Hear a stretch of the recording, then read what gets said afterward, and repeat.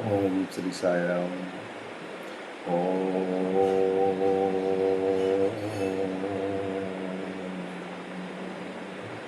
తద్బ్రహ్మం తస్మై శ్రీ గురువే నమః. ఓం సాయీశ్వరాయ విద్మహే సత్యదేవాయ ధీమహి తన్నో సర్వప్రచోదయాత్. వక్రతుండ మహాకాయే సూర్యకోటి సమప్రభా నిర్విఘ్నం కురు మే దేవ సర్వకాలేషు సర్వదా. ఓం తత్సం ఘోరావృణీమహే గాతం యజ్ఞాయ గాతం యజ్ఞపతయే దైవీ స్వస్తిరస్తు నః స్వస్తిర్మానుషేభ్యః.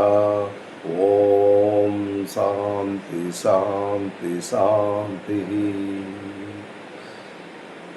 సాయిరామ్. మనం అక్షర పరబ్రహ్మ యోగం అంటే సాక్షాత్ ఆ పరమాత్ముడు అక్షరం, ఆయనకి ఇంకా అతను పెర్మనెంట్, అంటే ఆయనకి అవ్యక్తం వ్యక్తం అలాంటిది ఏమి ఉండదు. ప్రతి ఒక్క జీవికి ప్రతి ఒక్క వస్తువుకి ఈ మొత్తం భూగోళానికే ఎన్నైతే గ్రహాలు ఉన్నాయో అన్ని గ్రహాలు పోతూ ఉంటాయి, వస్తూ ఉంటాయి, పోతూ వస్తుంటాయి. దీని తాలూకా అవన్నీ నేను చెప్పాను. కానీ ఆ భగవంతుడికి మాత్రం ఆయనకి పెర్మనెంట్, అంటే ఆయనకి చావు అన్నది లేదు, పోవడం అంటూ లేదు. ఆయన కాంతితో అంతా ఏర్పడుతూ ఉంది. అలాంటి పరబ్రహ్మ అయిన ఆ స్వరూపుడైన ఆ భగవంతుణ్ణి మనం తలుచుకున్నట్టయితే మనకి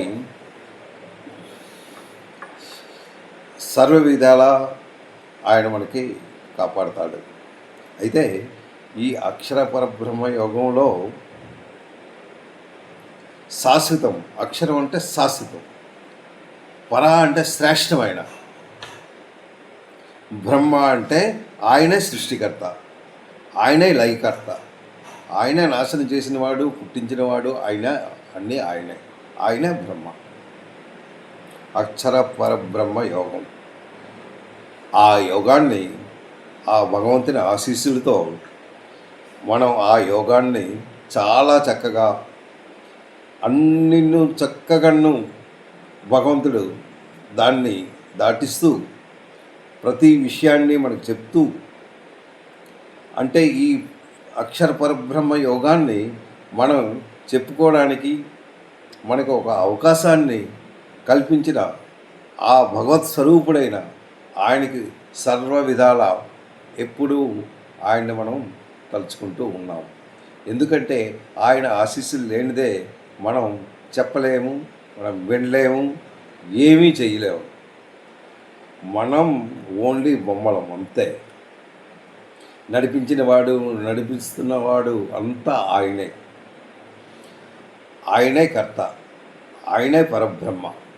సో అలాంటి ఆయన తాలూకా స్వరూపాన్ని మనకు వర్ణిస్తూ ఆ అర్జునుడు, అంటే మొత్తం 28 శ్లోకాలు, ఈ 28 శ్లోకాలు ఒక్కొక్కటి వజ్రాలే. ప్రతి శ్లోకానికి ప్రతి అర్థాన్ని మనం ఈ నెల రోజులు మనం చాలా చక్కగా దీన్ని నిర్వర్తించాం. 2 రోజులకి 3 రోజులకి 2 రోజులకి ఒకసారి రోజు అలా చెప్తూ ఆయన ఆశీస్సులతో 28 శ్లోకాలు మనం దీన్ని చదువుకొని మనం కొంత నేర్చుకున్నాం కూడా. అయితే ఏంటి అక్షర పరబ్రహ్మ యోగం? ఫస్ట్ అర్జున వాచ, అర్జునుడు వేసింది ఆయన సందేహాలు 7. ఆ 7 ప్రశ్నలకి జవాబు భగవంతుడు చక్కగా మనకి చెప్పాడు. అంటే 1 నుంచి 7 శ్లోకాలు, 1, 2 అన్నది అర్జున వాచ. ఆ తర్వాత 3 నుంచి ఒక 5-6 శ్లోకాలు అంటే ఆయన వేసిన ప్రశ్నలు ఏవైతే 7 ప్రశ్నలు ఉన్నాయో దానికి జవాబు ఆయన చెప్పాడు. ఆ తర్వాత దానికి సమాధానం చెప్పాడు. ఆ తర్వాత భక్తి తాలూకా విషయాలేంటి, నువ్వు భక్తిగా ఉన్నట్టయితే భగవంతుడిని ఎలా చేరుకుంటావు, ఆ భక్తి అంటే ఏంటి, ఎలా నువ్వు భక్తిగా చెయ్యాలి అన్న విషయాలు ఆయన 22వ శ్లోకం వరకను ఆయన బోధిస్తూ, ఆ తర్వాత ప్రయాణకాలే అంటే ఆఖరి సమయంలో నువ్వు ఎలా ఉండవు, ఎలా ఉన్నట్టయితే భగవంతుని చేరుకుంటావు, ఎలా ఉన్నట్టయితే ఆయనలో కడిగలవు, మళ్ళీ నీకు మళ్ళీ జన్మ లేకుండా ఉండాలి అంటే నువ్వు ఏం చేస్తే నువ్వు మళ్ళీ జన్మానంద లేకుండా నువ్వు చేసుకోగలవు అన్న విషయాలు ఆయన చాలా చక్కగా 28వ శ్లోకం వరకు మనకు వివరించారు. ఫస్ట్ ఆయన వేసిన 7 ప్రశ్నలకి జవాబు చెప్పడం, ఆ తర్వాత భక్తి అంటే దీనికి కారణం ఏంటంటే ఇది ఓన్లీ భక్తే, ఆ భక్తి ఏ విధంగా నువ్వు భక్తి చేసినట్టయితే ఆయన దగ్గరికి నువ్వు చేరుకోగలవు, నీలో ఉన్నది, నీలో ఏ విషయం అంటే ఏ విధంగా నువ్వు చేసుకోగలవు అన్న విషయాల్ని ఆయన చక్కగా వివరించారు. ఆ తదుపరి ఆయన ప్రయాణకాలే అంటే నీ ఆఖరి సమయంలో నువ్వు భగవంతుని ఎలా ప్రార్థించగలవు, నువ్వు ప్రార్థించో నీకు ఏ మార్గం గుండా నువ్వు భగవంతుని దగ్గరికి వెళ్ళగలవు, ఆ మార్గాన్ని వివరిస్తూ నువ్వు ఇలా చేసినట్టయితే బాగుంటుంది అని మనకు చాలా చక్కగా ఆయన బోధించారు. సో ఈ విషయాలే మనం ఈరోజు మరొకసారి అంటే ఈ అక్షర పరబ్రహ్మ యోగం మరొకసారి మనం రిపీట్ చేసుకుంటూ శ్లోకము అర్థము, శ్లోకము అర్థం, శ్లోకం అర్థం 28 శ్లోకాలు నేను చాలా స్పీడ్గా చెప్తాను, ఎందుకు అంటే మనకున్న సమయం చాలా తక్కువ. సాయిరామ్. అద అష్టమోధ్యాయః. ఓం తత్సత్. శ్రీమద్భగవద్గీతాసు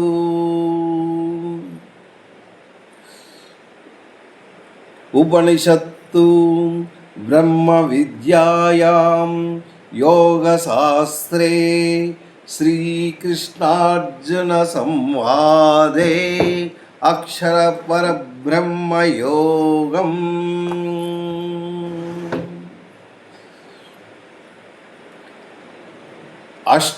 అష్టమోధ్యాయః.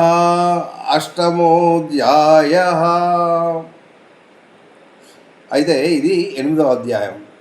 అర్జునవాచ కిం తద్బ్రహ్మం కిం అద్యాంతం కిం కర్మ పురుషోత్తమః ఆదిభూతం చ కిం ప్రోక్తం ఆదిదైవం కిముచ్యతే.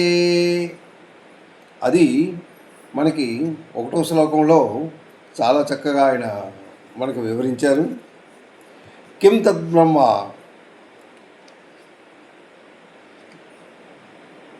కిం ఆత్మాత్మ అంటే ఏంటంటున్నాడు?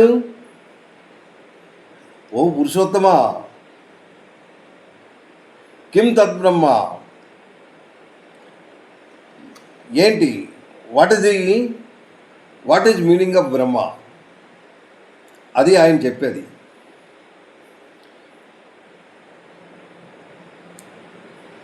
ఆ తర్వాత what is the meaning of adhyatma, what is the meaning of karma, what is the meaning of bhutam, what is the meaning of proktam, what is the meaning of adidaivam. ఇది ఆయన చెప్పేది.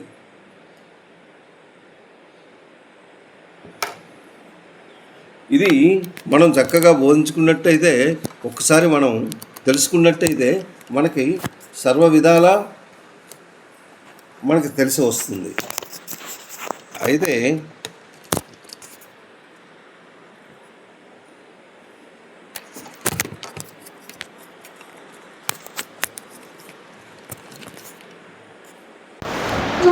చిన్న డిస్టర్బెన్స్ వచ్చింది, సారీ ఫర్ ది డిస్టర్బెన్స్. ఎందుకంటే మనం ఈ మైక్ ఒకటి వాడుకుంటున్నాం, అది పెట్టడం మర్చిపోయాను.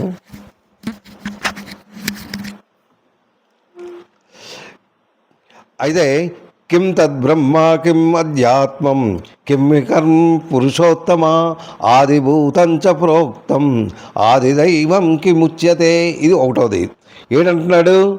ఓ పురుషోత్తమ, బ్రహ్మ అంటే ఏంటి, ఆధ్యాత్మం అంటే ఏంటి, కర్మ అంటే ఏంటి, ఆది భూత్వం అంటే ఏంటి, ఆది దైవం అంటే ఏంటి, నాకు వివరించు. ఇది కాక అంటే ఈ మొత్తం ఒకటో శ్లోకంలో 5 చెప్పాడు. ఆ తర్వాత రెండో శ్లోకంలో ఏంటన్నాడు? అది మనం ఆది యజ్ఞం కథం కోత్ర దేహేస్మిన్ మధుసూదనం ప్రయాణకాళే చ కథం ధ్యోయోసి నియతాత్మవిహి. ఇది ఇందులో వివరించాడు.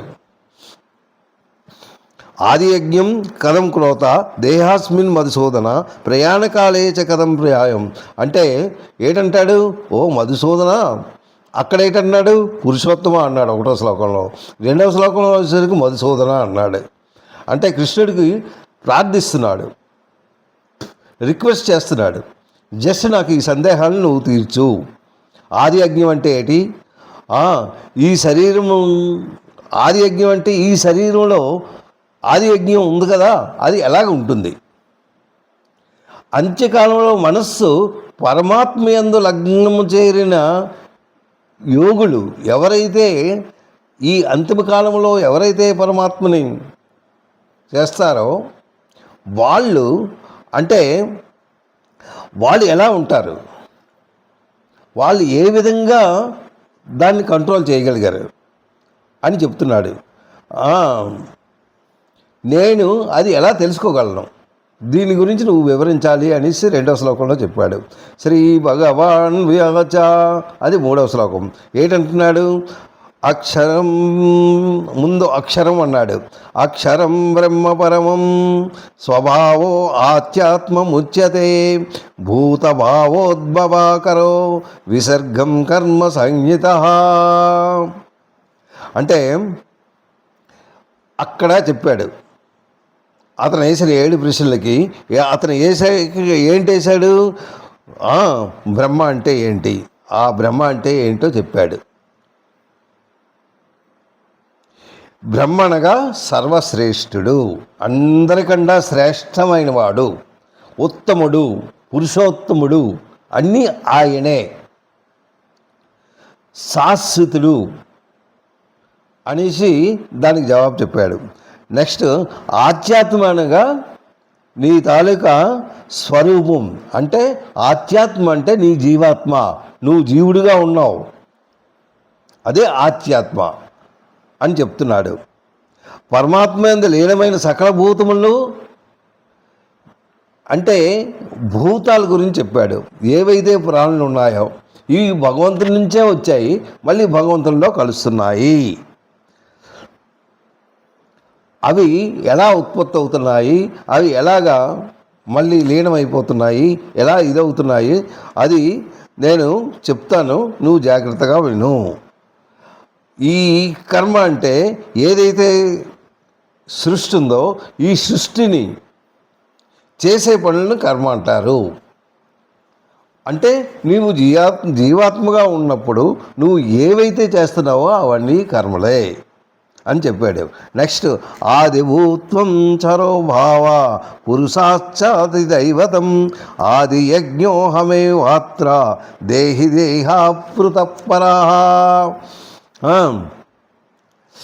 ఇవి దేనికి? ఇది వినాశములు అయిన పదార్థాలు. అన్నీ ఏదైతే వినాశమైందో అంటే పుట్టింది వినాశనం అయిపోయింది, పోయింది, ఇవన్నీ భూతాలే. ఆది దైవం ఎవరు? అతనే దైవం. ఆ దైవం ఎవడు? అదే హిరణ్య గర్భుడు, ఆయనే బ్రహ్మ అని చెప్పాడు. అతనే దేహదారుడు, ఆయనే ఓ అర్జున అని చెప్తున్నాడు. ఈ శరీరంలో నేను ఎలా ఉన్నాను? అంతర్యామిగా ఉన్నాను, అందరి దగ్గర అన్నావు. అందరి శరీరాల్లో కూడా నేనే ఉన్నాను, నేను అంతర్యామిగా ఉన్నాను అని చెప్తున్నాడు. అంతర్యామిగా ఉన్నాను నేనే వాసుదేవుణ్ణి, నేనే అన్నిన్ను, నేనే ఆది యజ్ఞాన్ని అని ఆయన మనకు వివరిస్తున్నారు. ఆయన వివరిస్తున్నాడు బాగానే ఉంది, కానీ మనకు బొరకెక్కదు. ఎందుకు? మనకి అహం అన్నది చాలా గొప్పగా ఉంది కదా, చాలా ఎక్కువ. అందు గురించి ఆ అహం పోదు. అది పోయినంత వరకన్నా మనం ఈ ఈ ఈ జ్ఞానాన్ని మనం అర్థం చేసుకోలేం, భగవంతుడిని అర్థం చేసుకోలేం. ఆ భగవంతుడు అంటే ఎవరు అన్నది మనకి ఏమీ తెలియదు. ఎందుకు అంటే తత్వజ్ఞానం మనకు తెలియదు. మనం అంత అంధులమై ఉన్నాం, అంధకారంలో ఉన్నాం అన్నమాట. ఆ తర్వాత ఏటన్నాడు? ఐదవది, అంతకాలే చ మమేవ స్మరన్ ముక్తా కలేవరం యం ప్రయాతి సమద్భావ యాతి న స్వత్త సంశయ. అంటే ఈ శ్లోకాలు ఎంత చక్కగా ఉంటాయో మీరు అర్థం చేసుకుంటే దానికి తగిన ప్రతిఫలం మీకు తప్పక తగులుతుంది. అయితే నువ్వు అంతకాలంలో ఎప్పుడైతే నువ్వు చనిపోయినప్పుడు నువ్వు తప్పుగా నన్నే గుర్తు చేసుకుంటూ నీ ప్రాణాన్ని నువ్వు విడిచిపెట్టినట్టయితే నువ్వు నన్ను చేరుకోగలవు. అంతకాలేచ మమేవ స్మరణ, నన్నే స్మరణ చెయ్యు. ముక్తా కలేవరం, దీన్ని ముక్త అంటే నువ్వు ఈ శరీరాన్ని విడిచిపెట్టినప్పుడు. ముక్తా కలేవరం యః ప్రయాతి అంటే, ప్రయాతి అంటే నువ్వు పొందగలవు. దట్ యూ విల్ గెట్ మద్భావం ఎత్తి నాస్తత్వ సందేహం. అంటే ఏటంటున్నాడు? అంత్యకాలమునందైనా నన్నే స్మరించు. ఎవరైతే త్యాగం చేస్తారో, నన్ను స్మరించి ఈ దేహత్యాగం ఎవరైతే చేస్తారో నన్నే అంటే నా స్వరూపాన్నే వాడు పొందగలడు. అంటే నన్ను దగ్గరగా చేరుకోగలడు, నా దగ్గరగా వాడు చేరుకోగలడు. ఇప్పుడు ఎందుకు? అంత్యకాలంలో నన్ను స్మరించినట్టయితే. ఎలా స్మరిస్తావు? అది అన్ని కోరికలు విడిచిపెట్టాలి, అంటే మోహాలు విడిచిపెట్టాలి, ఇంకా ఏమీ ఉండకూడదు. నీలో ఓన్లీ భగవంతుడే కనబడతాడు, ఇంకొకటి కనబడ్డావు. అలా నువ్వు ఉన్నట్టయితేనే నువ్వు అంత్యకాలంలో నువ్వు అక్కడికి చేరుకోగలవు అని చెప్తున్నాడు. ఆ తర్వాత యం యం వాపి స్మరన్ భావం త్యజంచత్యైతి కలేవరం తం తమేనైతి కౌంతేయ సజే సద్భావ భావితః. యం యం నాసి స్మరన్ భవన్ అంటే ఏ భావాలతో నువ్వు ఉన్నావో అది నువ్వు గుర్తు చేసుకో అంటున్నాడు. ఏంటి?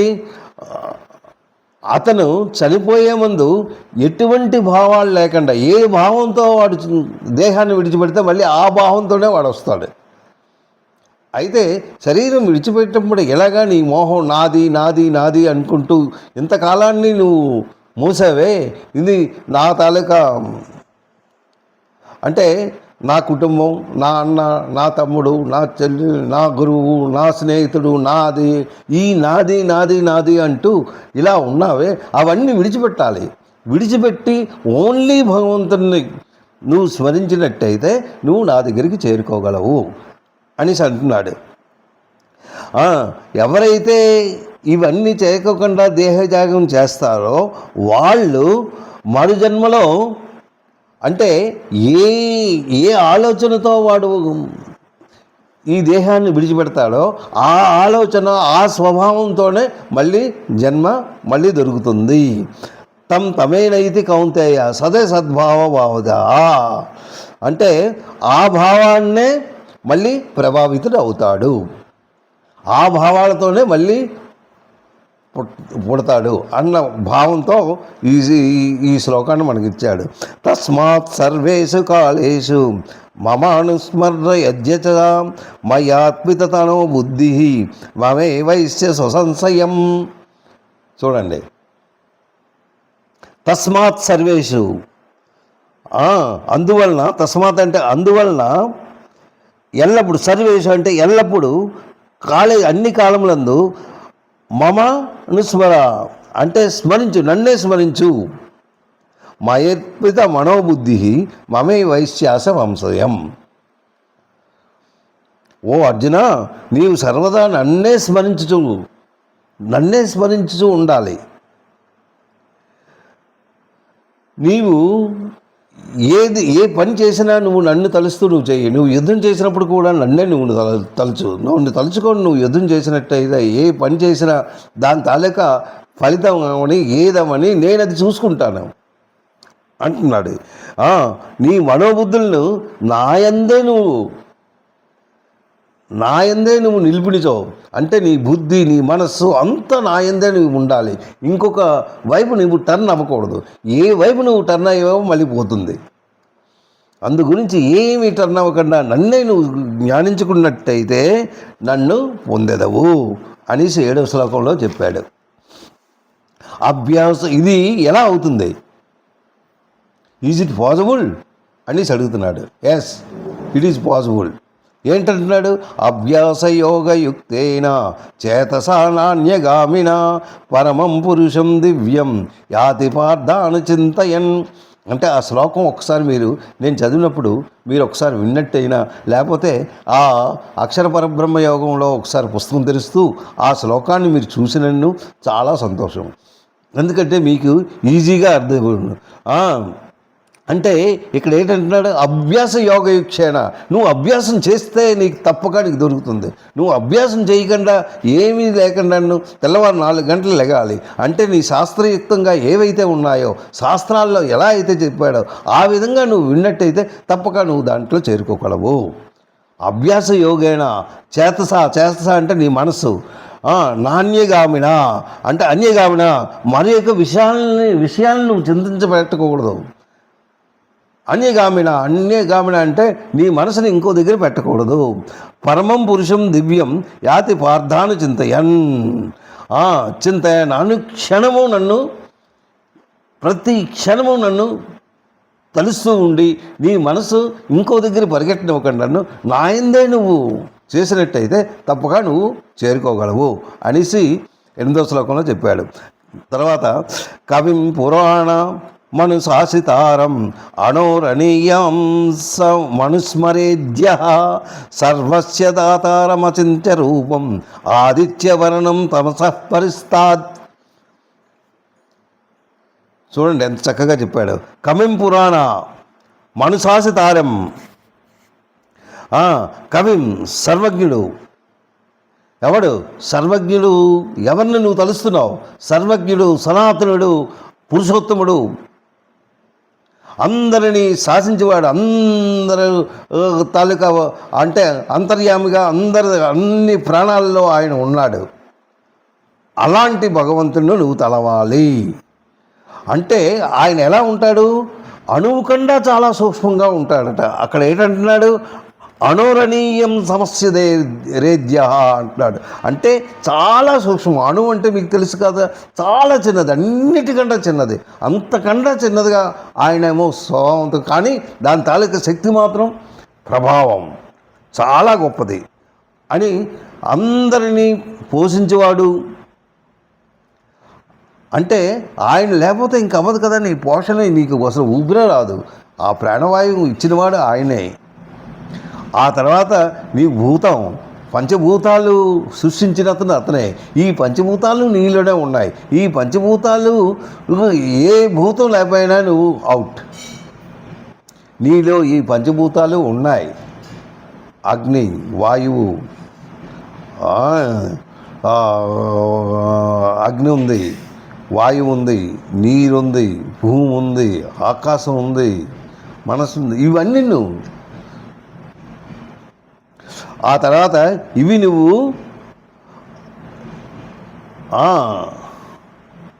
అయితే ఆయన నీ తాలూకా అజ్ఞానాన్ని నువ్వు ఎప్పుడైతే ఏంటంటున్నాడు? ఆదిత్యవర్ణం తమ సంపరస్తాద్ సర్వస్య దాతాము అచింత్య రూపం అంటున్నాడు.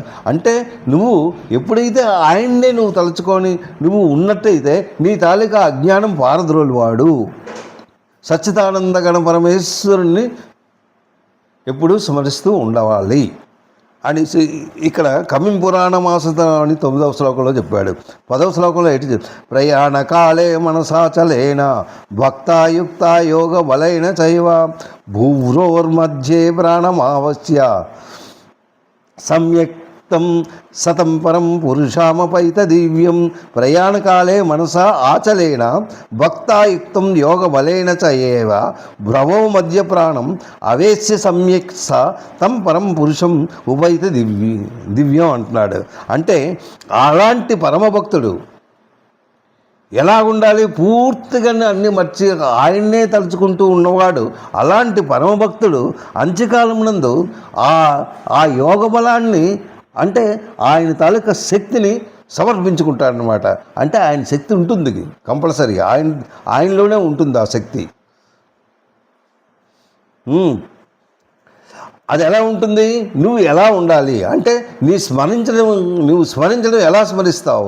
నీకేమో భగవంతుని స్మరించడం నాకు రాదు అని చెప్తున్నావే.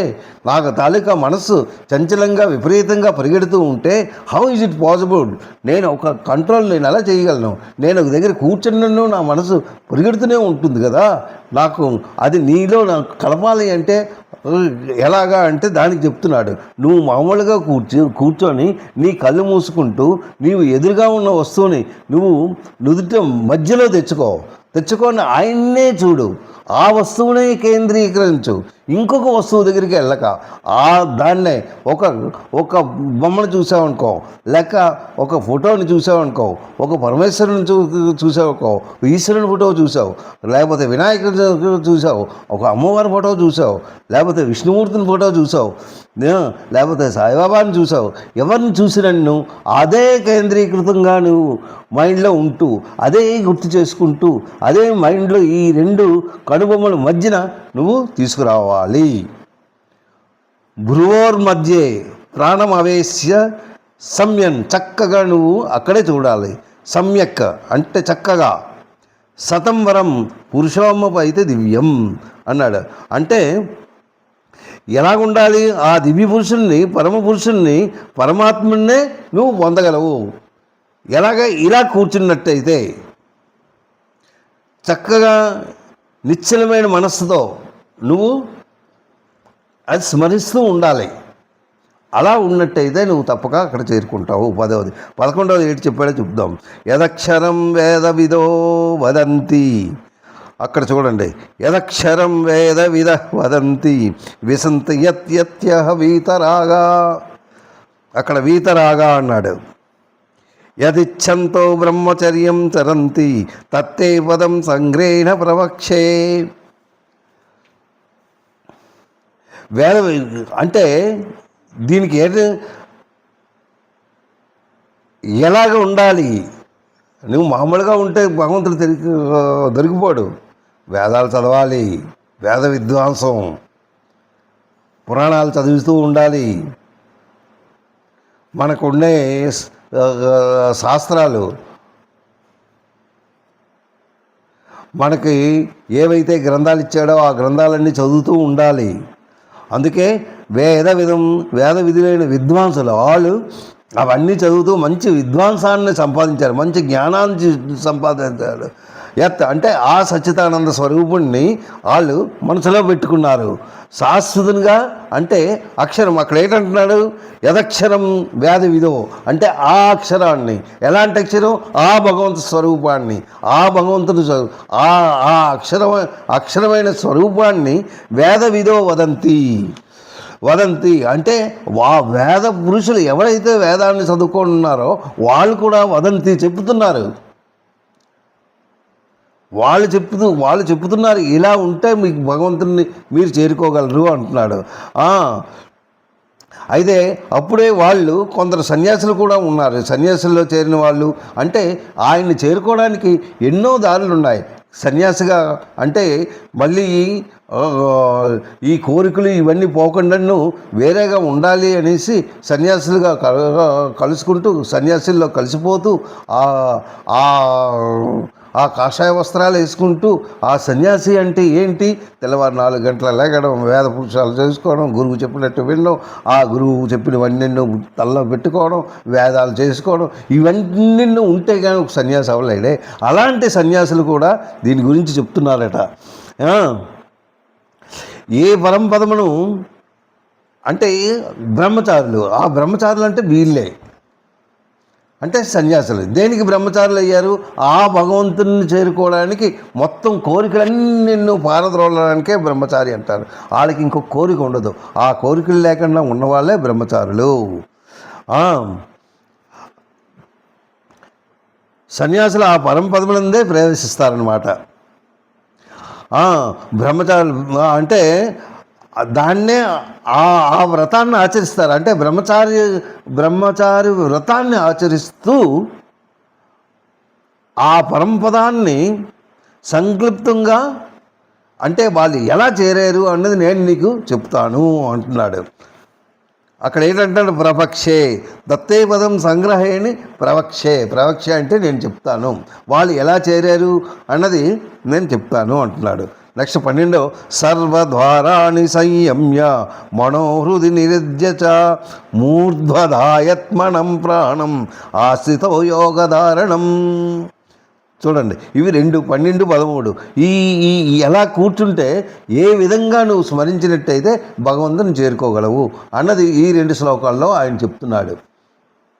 సర్వద్వారాణి సంయమ్య మనోహృది నిరుధ్య చ మూర్ధ్వధాయత్న ప్రాణం ఆస్తిలో యోగధారణం ఓమిత్యేకాక్షరం బ్రహ్మ వ్యాహరన్ మామానుస్మరన్ యం ప్రయాతి తేజందేహం సంయాతి పరమం గతిం. పరమం గతిం అంటే పరమగతిని పొందుతావు. ఎలాగా సర్వేంద్రియాలను, నీ తాలూకా ఇంద్రియాలను, సర్వేంద్రియాలను అక్కడ ఏంటంటే సర్వధారాన్ని సంయమ్య అన్నాడు. సంయమ్య అంటే నిగ్రహించాలి, కంట్రోల్ చేయాలి నీ తాలూకా ఇంద్రియాలు. ఎన్ని ఇంద్రియాలు ఉన్నాయి? జ్ఞానేంద్రియాలు ఉన్నాయి, కర్మేంద్రియాలు ఉన్నాయి, ఆ తర్వాత మనస్సు, బుద్ధి, శరీరం, ఇవన్నీ ఉన్నాయి. ఇవన్నీ ఈ ఏవైతే ఈ ఇంద్రియాలు ఉన్నాయో ఈ ఇంద్రియాలని నీ కంట్రోల్లో చేసుకోవాలి.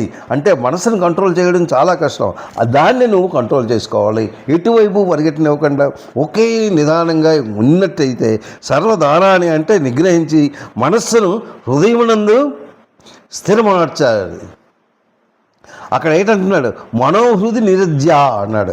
అంటే మనసులో ఉన్న హృదయం, ఆ హృదయంలో ఉన్న మనసుని ఇంకా ఇటు అటు పరిగెట్టకుండా ఒక్క చోట్ల ఉంచినట్లయితే మూర్ధ్వధాయాత్మన.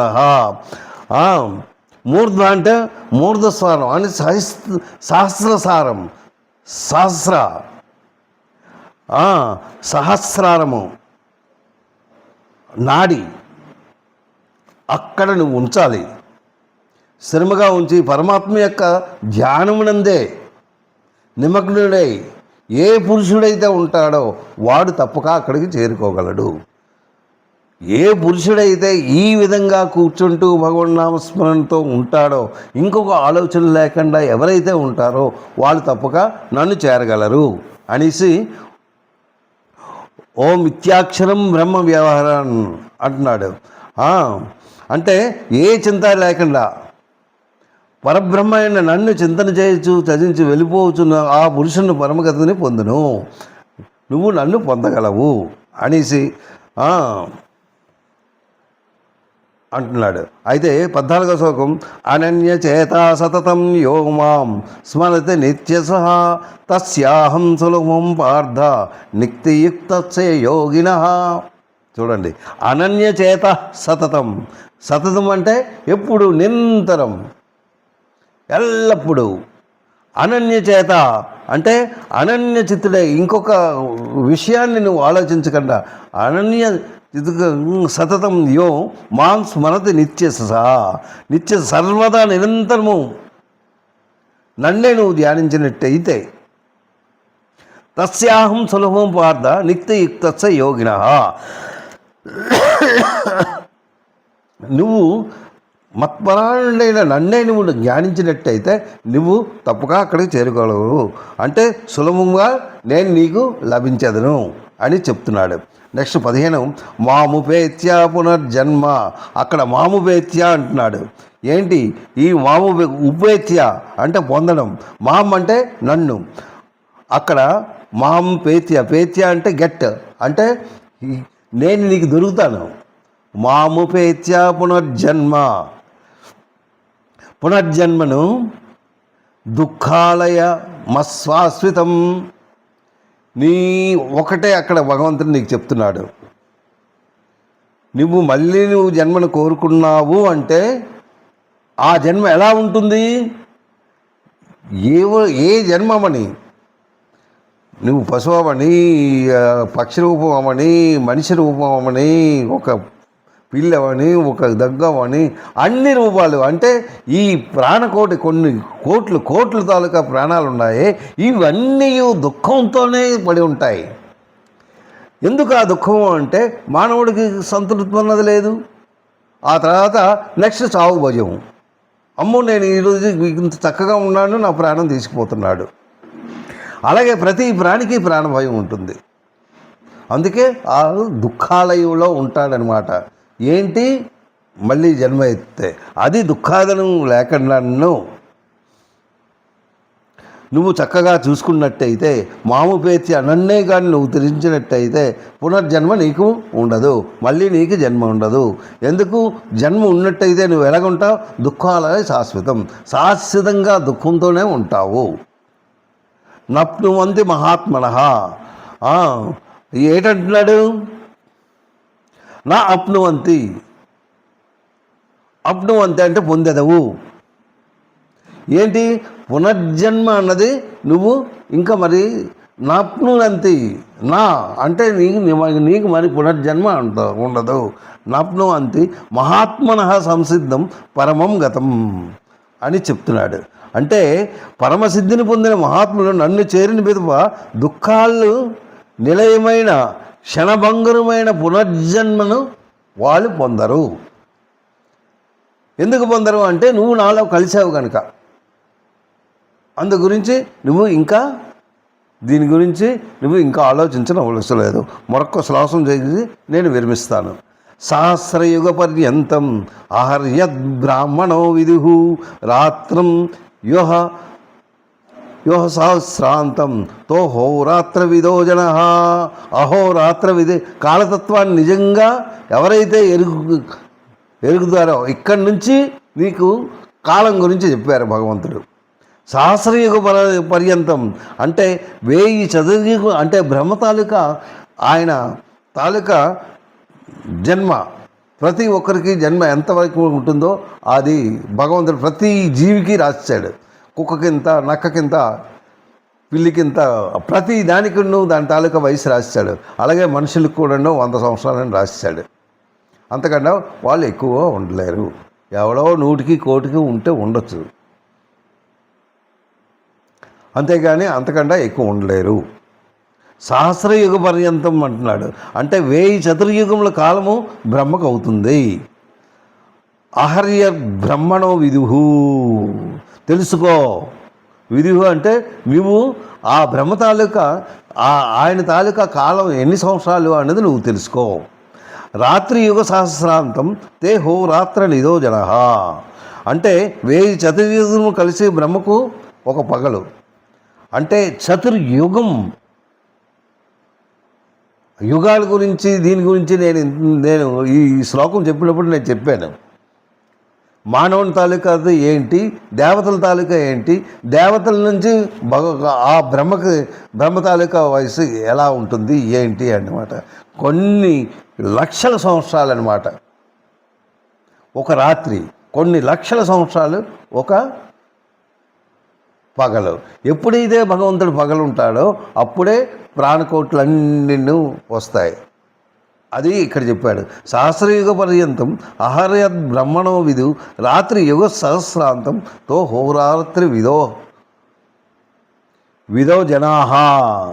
అట్టి యోగులు, అలాంటి యోగులు దీన్ని తెలుసుకోగలరు. 1000 చతుర్యుగముల కాలము బ్రహ్మకు ఒక పగలు. అంతేకాలం మళ్ళీ బ్రహ్మకు కూడాను రాత్రి. అది ఎవరైతే తెలుసుకుంటారో ఆ యోగులు కాలతత్వాన్ని నిజంగా వాళ్ళు కాలతత్వం గురించి వాళ్ళు తెలుసు. అంటే ఆ బ్రహ్మకి నీకు ఉన్న డిఫరెన్స్ ఏంటి? నువ్వు ఉన్నది 100 సంవత్సరాలే, దీనికే పెద్ద అహం. Actually life is very short, చాలా చిన్నది. కానీ వాళ్ళు అర్థం చేసుకోవట్లేదే. బ్రహ్మతాలే కాదు, కొన్ని కోట్ల సంవత్సరాలే. అంటే ఆ భగవంతుడికి నీకు ఉన్న వ్యత్యాసం చూసుకో. ఇవి 100లో ఉన్నాయి, కోటుల్లో ఉన్నాయి. అంత డిఫరెన్స్లో ఉంది. అది నువ్వు తెలుసుకున్నట్టయితే అప్పుడు ఆ భగవంతుని శక్తి గురించి, ఆయన తాలూకా తత్వం గురించి నువ్వు తెలుసుకోగలవు. సాయిరామ్. తప్పులుంటే క్షమించండి.